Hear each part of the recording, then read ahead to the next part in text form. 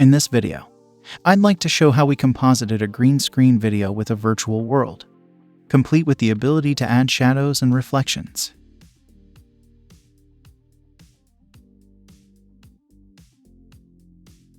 We used the same footage and scene in another video, but with a different workflow, and as a result, there are no shadows or reflections.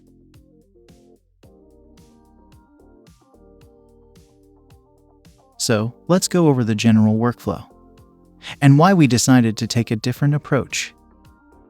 The original footage is a green screen video, with some markers in the background. In the description, you have all the links to the videos where we discussed about virtual compositing, camera tracking, and so on. So, in order to avoid repeating ourselves, we will not go into the specifics of these topics here.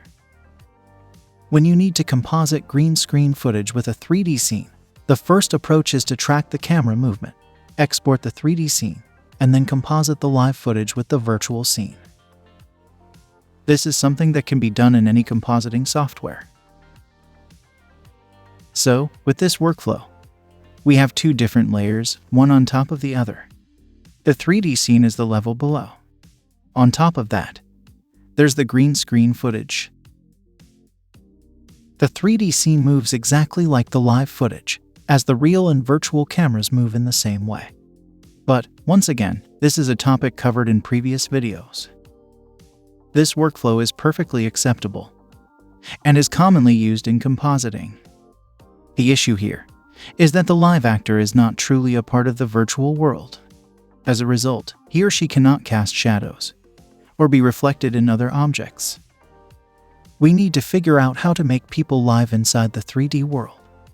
This is possible with a different workflow, which I want to show in this video.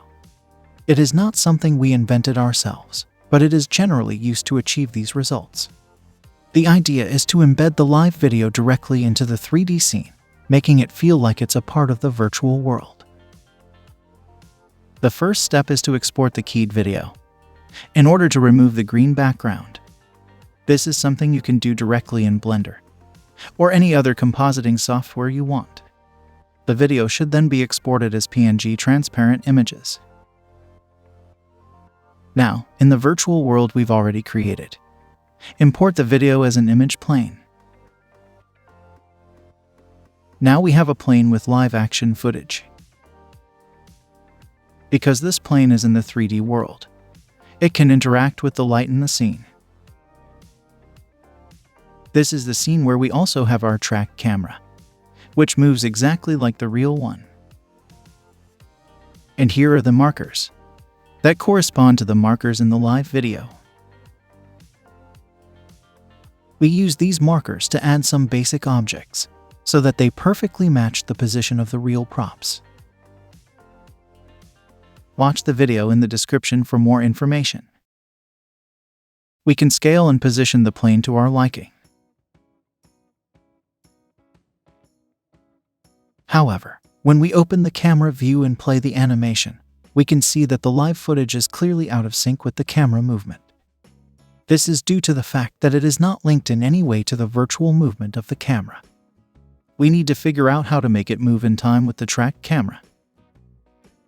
The image plane must first be linked to it. Choose the plane, then the camera, and then press Ctrl+P in order to open the parent menu. The plane is now moving in the same way as the camera. However, this is not enough. It must also be positioned and rotated as the camera. You can easily accomplish this with the Copy Attributes add-on, which is included in Blender. Simply select the plane, then the camera, and press Ctrl+C, as you would when copying something. However, thanks to this add-on, you can now select what to copy, from the active object to the target one. In our case, we need the location and rotation. The plane is now in the same position and orientation as the camera, and it moves in sync with it. But, of course, it's now behind the camera and can't be seen. Open another viewport, and change to the camera view. Then, choose the plane and go into the edit mode. Move the plane along the Z-axis now. To move, press the G key, and then the Z key twice to move along the local Z-axis. Move it so that it completely fills the viewport in the camera view. As a result, the video in the image plane is exactly the same size as the original footage. If we activate the camera video background, we can see this. Essentially, this is the original footage from which we tracked the camera. And as you can see, the video in the image plane matches the original footage perfectly. Of course, it also depends on how precisely you moved it to match the entire viewport, as you did previously. By the way, we moved the image plane in edit mode to keep it at the same origin as the camera. This is required for the next steps, as we'll see in a moment. If the image plane only shows the first frame of the video, you have to set the total number of frames in the related material.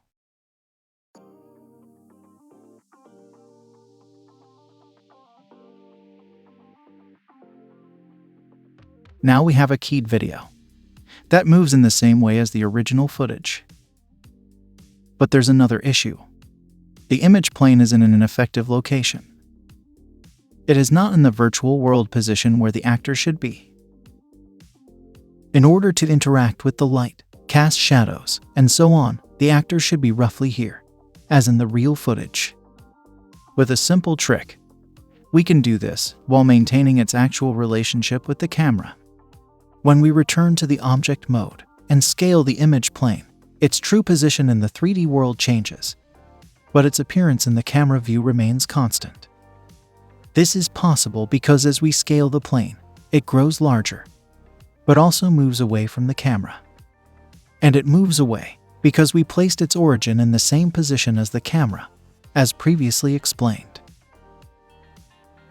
So, on the one hand, the plane grows larger as we scale it, while on the other hand, it becomes smaller from the camera perspective point of view, as it moves away from the camera. As a result, its final size, in relation to the camera's point of view, is always the same.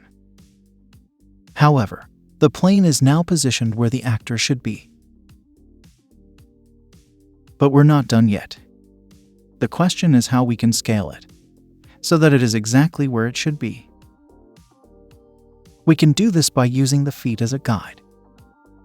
When we scale the plane, it intersects the virtual floor as well. As a result, we must scale it until the feet are exactly above the floor, without being clipped by it. And we have to do this throughout the video. Essentially, we need to add some keyframes to the plane to ensure that the feet are always just above the floor. You can easily accomplish this by selecting the auto keyframe option and properly scaling the plane along the entire length of the video.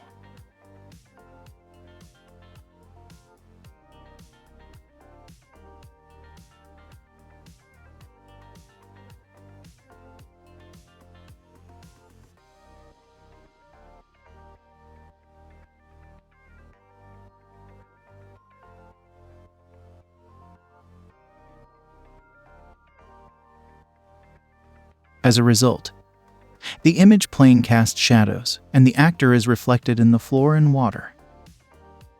This is also due to the fact that the image sequence is transparent, and the actor behaves as if he were a real object. To summarize, this is an excellent technique for integrating your footage with a virtual scene. However, this does not imply that it is better than the other workflow we previously mentioned. It all depends on the scene and footage you have, as well as your specific compositing requirements.